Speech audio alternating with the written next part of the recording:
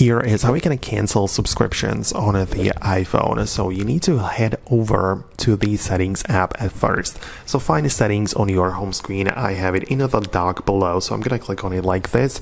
And the first thing at the top is your profile. So I want you to tap on it like this.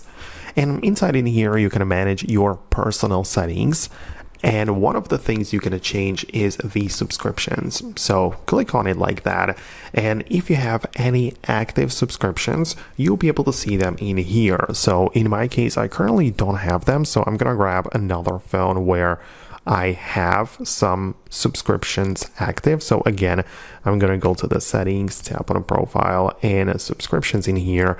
And the point is that you can cancel whatever is active. So if I have the Apple Music, I can click on it and now I can cancel the subscription with the button below, usually indicated with the red color.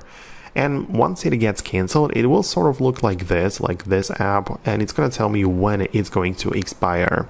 So right now I can still use, for example, this app until the 27th of August, and beyond that point I'm going to be stuck with the free version and no active subscription will be active, right?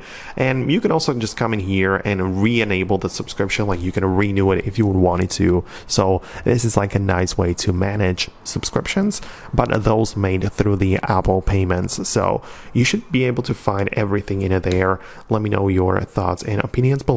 Subscribe and I'll see you later.